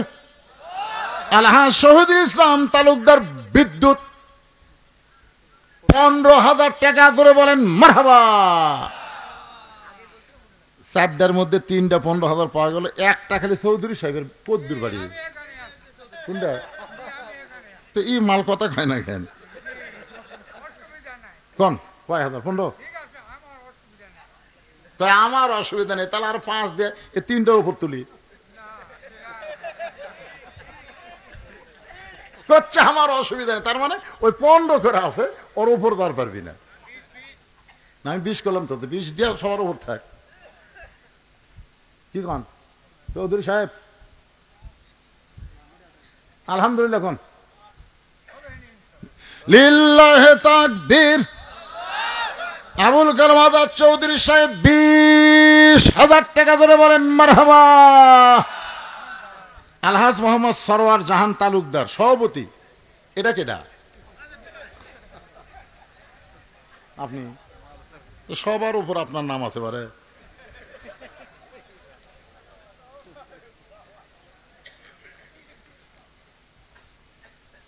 উনি কি দিবে ওনাকে আমি বলবো না, আপনার ইচ্ছা যা বলবে তাই। কি বলবো? কোন 10 নামে এলো, সহসভাপতি নিচে গেল। 4টা সভাপতি 3টা 15 করে দিছে, সহসভাপতি একজন সহসভাপতি 20 দিছে, আর উনি সভাপতি হয়ে গেল 10 কম। সবসময় বলে দিয়ে আসে, যাই সবসময় দেয়, তার উপর চাপ দেওয়া চলবি না ভাই, বুঝলেন না? চাপ দিলে চ্যাপটা হয়ে যাবি, পরে হর নাম যারা না দেয়। আলহামদুলিল্লাহ, আপন খুশি মনে যা কইছে আমি বলবো, আপনি অন্তত সহসভাপতিকে সাথে থাকেন। ওপরে দিছে আর ভুল করে অসুবিধা নেই, সাথে থাকেন ভাই। 10 না দিয়ে 15 দেন নাকি কোন? আলহামদুলিল্লাহ, আল্লাহ কবুল করুক, ধরে কোন আমিন। একটু জিকির করেন, লা ইলাহা ইল্লাল্লাহ, লা ইলাহা ইল্লাল্লাহ, লা ইলাহা ইল্লাল্লাহ, লা ইলাহা ইল্লাল্লাহ, লা ইলাহা ইল্লাল্লাহ, লা ইলাহা। হযরত আলী কাঁদতেছেন আর বলতেছেন, যেটা লোকটার জন্য হালাল ছিল সেইটা কর্মদোষে হারাম করে নিল। জোরে কোন কি করে নিল? এই ভাইজান, এই আলোচনা করতে কিছু সময় লাগবে, আপনি শুনবেন না? 2-4 মিনিট, বেশি না। একটু মনোযোগ দিয়ে শোনে, ওটা বসা করলে বুঝতে পারবেন না ভাই। ইমাম নাই রে, ইমাম নাই। সমস্ত মুসল্লি চোখ টেরা করে দেখছে, ইমামের জায়গায় ইমাম আছে। ঘাড় কাট করা যাবে না, তবে চোখ টেরা করা যাবে। মাঝে মধ্যে চোখ টেরা করা যাবি, যাবি না? না না, মাঝে মধ্যে এরকম অবস্থায় যাবি। এটা হলো আমলে কালিল। আমলে কাসির আর কালিলের মধ্যে কম বেশি আছে, বুঝলেন? আপনার যদি খুবই ঘাড় চুলকায়, 1 হাত দিয়ে আপনি চুলকাতে পারবেন। কয় হাত দেয়? কথা কোন কয় হাত দেয়? কিন্তু 2 হাত দিয়ে না। এই জন্যে একটু চোখটা টেরা করা যায়। ইমাম তো আছে রে ভাই, নামাজ শেষ হয়ে গেছে, নামাজ শেষ হয়ে গেছে। মসজিদ থেকে মুসল্লি বের হয়ে দেখে ওই পাগলা তখনও ঘুরতেছে। সবাই পাগলকে বলে, পাগল রে, তুই নামাজও পড়বি না, আমাদেরকেও নামাজ পড়বার দিবি না। তুই যে কইলি ইমাম নাই, তুই যে কইলি ইমাম নাই, আমরা চোখ টেরা করে দেখছি ইমাম তো আমাদের সামনে। সঙ্গে সঙ্গে পাগল মুচকি মুচকি হাসার বলে, আমি তো তোমাদের বিরুদ্ধে বলি নাই। আমি যদি বলতাম মুসল্লি নাই, মুসল্লি নাই, তাহলে তোমাদের বিরুদ্ধে হতো। আমি তো বলেছি ইমাম নাই, তাহলে তোমরা খেপছো কেন? মুসল্লি বলে, আসলেই তো তাই, এ তো হামাকের বিরুদ্ধে বলে নাই। আজকে বাংলার মুসলমান আলেমদের বিরুদ্ধে কয়, জালেমদের বিরুদ্ধে কয় না। এ তো অনেক মানুষ মনে মনে খুশি হয়, তাই আলেমদের পিছনে লাগছে। জোরে কোন কথা ঠিক কি না? এমন সময় পৃথিবীর শ্রেষ্ঠ আলেম ফজল ইবনে আব্বাস মসজিদ থেকে বের হয়েছে। সব মুসল্লি একত্রে বলে, হুজুর আপনি কি জানেন না এই পাগলা মসজিদের বাইরে থেকে বলছে ইমাম নাই, ইমাম নাই। পাগলার কথা বিশ্বাস করে আবার চোখ টেরা করে দেখছি, আপনি তো সামনেই ছিলেন, তাহলে পাগল কেমনে কইল ইমাম নাই? হুজুর আপনার মাধ্যমে আমরা পাগলের বিচার চাই। কার মাধ্যমে? খুব খেয়াল করেন হুজুর, আপনার মাধ্যমে আমরা পাগলের বিচার চাই। যেই পাগল কেমনে কইল ইমাম নাই, চোখ টেরা করে দেখলাম আপনি সামনে আছেন, আপনার মাধ্যমে বিচার চাই। সঙ্গে সঙ্গে ফজল আব্বাস বলতেছে, পাগল রে তোর বিচার হবে। পাগল বলতেছে, ইন্নাল্লাহা ইয়ামুরুকুম আন তুআদ্দুল আমানাতি ইলা আহলিহা ওয়া ইযা হাকামতুম বাইনান নাস আন তাহকুমু বিল আদল। রে ফজল আব্বাস, জনগণ বিচারককে চিনে না, তাই তোমার কাছে বিচার চাইছে। কিন্তু তুমি একজন আলেম হয়ে তো জানো বিচারক তুমি না, আসল বিচারক কে? মুসল্লি কার কাছে বিচার চাচ্ছে? ইমামের কাছে। জোরে কারণ কার কাছে? কিন্তু ইমাম তো জানে আসল বিচারক কে। আজকে বাংলাদেশের জনগণ কোর্ট কাছারিতে বিচার চায়, জোরে কারণ চায় কি চায় না? কিন্তু জজ কোর্ট, হাইকোর্ট, সুপ্রিম কোর্টের যারা চেয়ারে বসে আছে তারা তো জানে আমরা বিচারপতি না, আসল বিচারপতি কে? আজকে যদি আল্লাহকে বিচারপতি বিশ্বাস করে, আল্লাহর কোরআন অনুযায়ী বিচার করত, তাহলে আলেমগুলো জেলখানায় ঢুকতো না, জালেমগুলো জেলখানায় ঢুকতো। জোরে কোন কথা ঠিক কিনা? কিন্তু কোরআনকে শুধু ছবি আকারে রাখা হয়েছে বরকতের জন্য, কিন্তু আল্লাহর কোরআনের বিচার হয় না। আল্লাহর কোরআনের বিচার হইলে সাকিব খানের মতন লুচ্চা বাহিরে আছে, আর শাইখুল ইসলাম মামুনুল হকের মতন আল্লাহর বান্দা জেলখানায় আছে। জোরে কোন কথা ঠিক কিনা? বলিয়া ধরা পড়ছে, সাংবাদিক বলে তোর কাবিন আছে। আর সাকিব খান কখন বিয়ে করলো, কখন বাচ্চা হলো কেউ জানে না, সমানে খালি বাচ্চার জন্ম দেয়। জোরে কোন কথা ঠিক কিনা? আল্লাহর বান্দার একটু মনোযোগ দিবেন। পাগল বলতেছে, রে পৃথিবীর শ্রেষ্ঠ হলে মুসল্লি জান না বলে তোমাকে বিচারক বানাইছে, কিন্তু তুমি তো জানো আসল বিচারককে। হযরত আব্বাসের চোখ দিয়ে দর দর করে পানি পড়তেছে।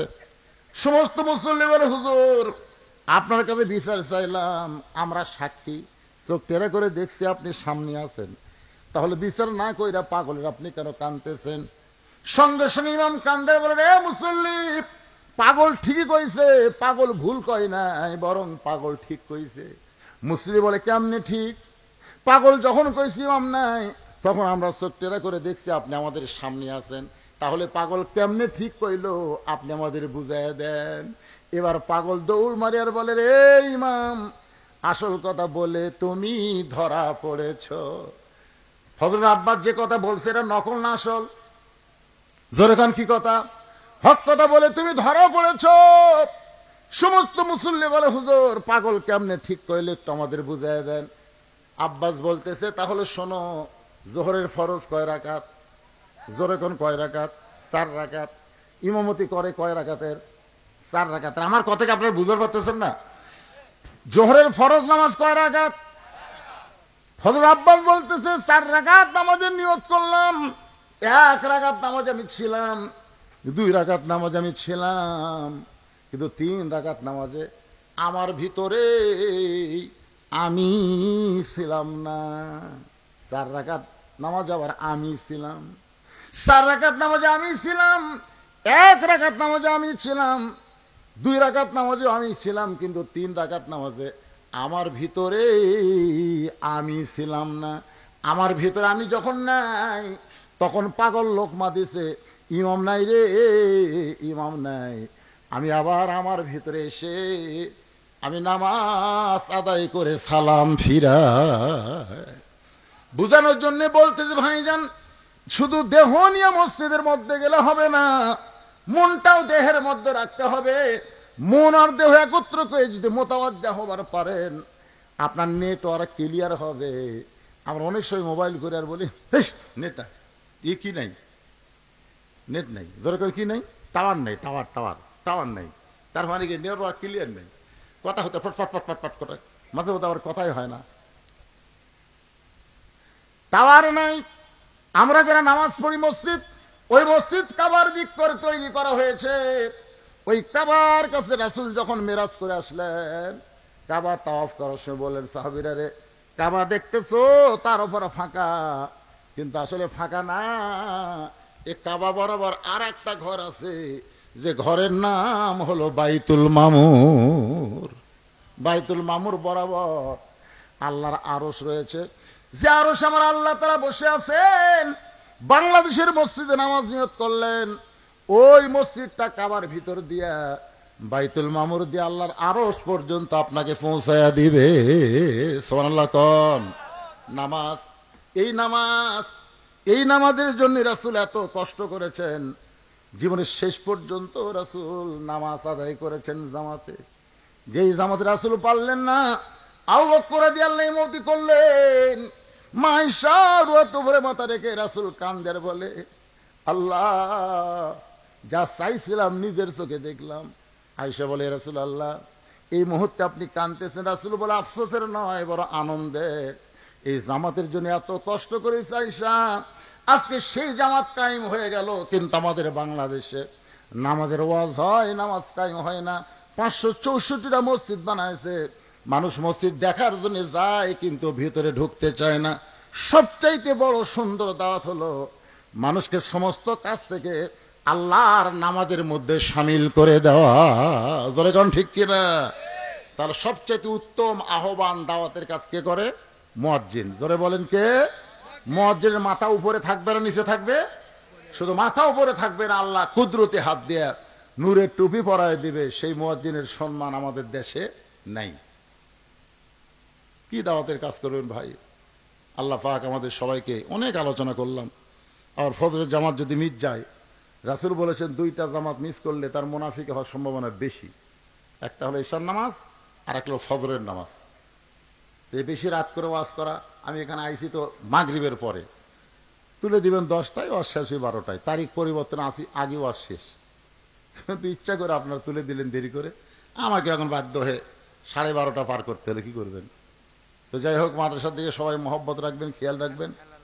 জি, মাশাল্লাহ, মোনাজাত রাখবে হেলাল উদ্দিন মুত্রাফুর থেকে 5 বস্তা সিমেন্ট আল্লাহর ঘর মসজিদ, আল্লাহর ঘর নবীর ঘর মাদ্রাসায় দান করেছে। আল্লাহ তার দানকে কবুল করুক, জোরে কোন আমিন। আব্দুল বাড়ি 500 টাকা দান করেছে আল্লাহর কোরআনের জন্য, আল্লাহ দানকে কবুল। এই যারা পিছনে দাঁড়িয়ে আছেন বসেন, সবাই বসেন, সবাই বসেন। বাবা বৈশাখ মাস রে, জমির মধ্যে অনেক আবাদ রয়েছে, আমগুলার তো বেসাইজ, আমগুলো তো হলোই না, এবার সব আম খালি জোরে জোরে পড়তেছে, এত রোদ, বৃষ্টি হচ্ছে না। আবার বৃষ্টি তো চাবেন বৈশাখ মাসে, বৃষ্টি তো খালি আসবি না, ঝড় নিয়ে আসবি, জোরে কোন কথা ঠিক কিনা?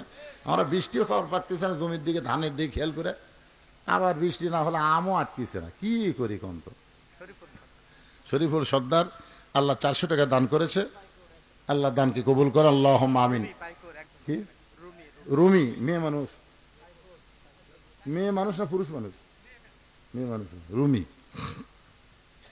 1 বস্তা সিমেন্ট দান করেছে। আমার মায়ের দানকে আল্লাহ আপনি কবুল করেন। ভাই সবাই মাদ্রাসায় সিমেন্ট দিবেন, এখানে হয়তো আপনার বললেন না, লিখে দিবেন। সবাই মাদ্রাসার প্রতি মহব্বত রাখবেন। ইস্তেগফার পড়ুন, আস্তাগফিরুল্লাহাল্লাযী লা ইলাহা ইল্লা হুয়াল হাইয়ুল কাইয়্যুম ওয়া আতুবু ইলাইহি। আল্লাহুম্মা সাল্লি আলা মুহাম্মাদ, আল্লাহুম্মা বারিক আলা মুহাম্মাদ সাল্লাল্লাহু আলাইহি ওয়াসাল্লাম। আল্লাহুম্মা আমিন। আল্লাহুম্মা আনতাস সালাম ওয়া মিনকাস সালাম, তাবারাকতা ইয়া যাল জালালি ওয়াল ইকরাম। আয় আল্লাহ তাআলা, কঠিন গরমের ভিতরে আল্লাহ তোমার বান্দারা আরামের বাড়ি, ঘুম, ফ্যানের বাতাসকে বাদ দিয়া জান্নাতের বাগানে বসে বসে এই গভীর থেকে গভীর রাত পর্যন্ত আলোচনা শুনেছে। মেহেরবানি করে আজকের মাহফিল আমাদের সকলের হেদায়েতের জন্য, নাজাতের জন্য, জান্নাতের জন্য কবুল করো। এই মাহফিলের শুরু থেকে শেষ পর্যন্ত যত আলোচনা হয়েছে, এর মধ্যে যদি ত্রুটি হয়, ভুল হয়, মাফ করে দিও। এর জাহাদিয়া মঞ্জুর করো সোনার মদিনায়, নবী পাকের রওজা মুবারকে আল্লাহ কবুল করো। তামাম আম্বিয়ায়ে কেরাম, আসহাবে কেরাম, তাবিঈনে কেরাম, তাবিঈনে কেরাম, উম্মাহাতুল মুমিনিন, শহীদ শহীদান, জান্নাতুল বাকি, জান্নাতুল মা, পৃথিবীর যত গোরস্থানে যত মুর্দা শুয়ে আছে আল্লাহ সকলের ওয়াফরে হাদিয়া কবুল করেন। আমরা যারা হাত তুলেছি, আমাদের জনম দুঃখী মা, আমাদের বাবা যাদের কবরে চলে গেছে, মা বাবার কবরকে জান্নাতের টুকরা বানিয়ে দেন। আমাদের দাদা দাদি, নানা নানি, আত্মীয় স্বজন, আল্লাহ সকলের কবরকে জান্নাতের টুকরা কবুল করেন। এই মাদ্রাসাকে কিয়ামত পর্যন্ত কবুল করে নেন। এই মাদ্রাসার জায়গা দিয়ে, জমি দিয়ে মাদ্রাসার ঘর বানায় যারা কবরবাসী হয়ে গেছে, আল্লাহ মাদ্রাসার ওসিলায় তাদের কবরকে জান্নাতের টুকরা বানান। এই মাদ্রাসার পিছনে যারা ত্যাগ স্বীকার করে, কষ্ট করে, আল্লাহ আজকেও মাদ্রাসায় হাজার হাজার টাকা যারা দান করলে, এমনকি গামছা রুমালের মধ্যে 10টা টাকাও যারা দান করেছে, আল্লাহ সকলের দানগুলোকে কেবলমাত্র জান্নাতের বিনিময়ে কবুল করেন। মাদ্রাসা কমিটির সভাপতি, মাদ্রাসা কমিটির সহসভাপতি, মাদ্রাসার সেক্রেটারি, মাদ্রাসার কেশিয়ার, মাদ্রাসার দাতা সদস্য, আল্লাহ মাদ্রাসার বাচ্চাদেরকে যারা জাগির নেয়, এই মাদ্রাসায় সর্বাত্মক আল্লাহ দানের হাত যারা বাড়ায় দেয়, আল্লাহ তাদের সকলকে কবুল করে না। মাদ্রাসার মুহতামিম, মাদ্রাসার ওস্তাদ, মাদ্রাসার তালবে ইলম, যার মাথায় পাগড়ি পরানো হলো, কিতাবাদি শেষ করে যারা বিদায় নিল, আল্লাহ সকলকে কবুল করে না। পর্দার অন্তরালের মা বোনেরা, ও মা, আপনি যদি নামাজ কম পড়েন, রোজা কম করেন, যদি আমল কমও করেন মা, আর পর্দা যদি আপনার কিতাব মোতাবেক ঠিক থাকে, ওই পর্দার ওসিলায় আল্লাহ পাক ফাতেমার সাথে আপনাদের জান্নাত দিয়ে দিবে। মায়েরা, ভারতের চ্যানেল স্টার জলসা জি বাংলা দেখবেন না, 5 ওয়াক্ত নামাজ আদায় করবেন, স্বামীর কথা মতো চলবেন, পর্দায় থাকবেন, 8টা জান্নাতের যে কোনো দরজা দিয়ে আল্লাহ আপনাদের জান্নাত দিয়ে দিবে। আল্লাহ আমার মা বোনদেরকে কবুল করো। আল্লাহ আমি অসুস্থ, আমার মতো যারা অসুস্থ হাত তুলেছে, সুস্থতার নিয়ামত দান করে দাও। আল্লাহ কে কেউ নিয়তে আমিন আমিন করতেছে, আল্লাহ কবুল করো। আমার ভাই ইলিয়াস বড় ভাইকে আল্লাহ তুমি কবুল করো। অনেক আলেম ওলামা হাজি সাহেবরা এসেছেন, মুরব্বী এসেছেন, যুবক কচি কাছে, আল্লাহ সকলকে মাফ করে দাও। আল্লাহ আল্লাহ 5 ওয়াক্ত নামাজ আমাদেরকে জামাতের সঙ্গে আদায় করে দাও। আল্লাহ ফিলিস্তিনের মুসলমানকে আল্লাহ তুমি হেফাজত করো। তুমি কোরআনে তাব্বাতি ইয়াদা আবি লাহাবি ওয়া তাব, তুমি আবু লাহাবের হাত ধ্বংস চেয়েছো আল্লাহ। আজকে ইহুদিরা তোমার ঘরকে দখল করতে চায়, মুসলমানদেরকে হত্যা করে আল্লাহ। ইহুদিদেরকে পৃথিবী থেকে, পৃথিবীর মানচিত্র থেকে তুমি ধ্বংস করে দাও আল্লাহ। আল্লাহ আজকে যারা আহত অবস্থায় ফিলিস্তিন হাসপাতালে, তাদেরকে সুস্থতা দান করো। যারা চলে গেছে দুনিয়া ছেড়ে, শাহাদতের মর্যাদা দিয়ে দাও আল্লাহ। গোটা পৃথিবীর সমস্ত মুসলমানকে কোরআন বিদের আন্দোলনের সৈনিক হিসেবে কবুল করে নাও। সুবহান রাব্বিকা রাব্বিল ইজ্জাতি আম্মা ইয়াসিফুন ওয়া সালামুন আলাল মুরসালিন ওয়ালহামদুলিল্লাহি রাব্বিল আলামিন। ওয়াজাল আখিরাতি কালিমাতুন ইনদাল মাউত লা ইলাহা ইল্লাল্লাহু মুহাম্মাদুর রাসূলুল্লাহ সাল্লাল্লাহু আলাইহি। আসসালামু আলাইকুম ওয়া রাহমাতুল্লাহি ওয়া বারাকাতুহু।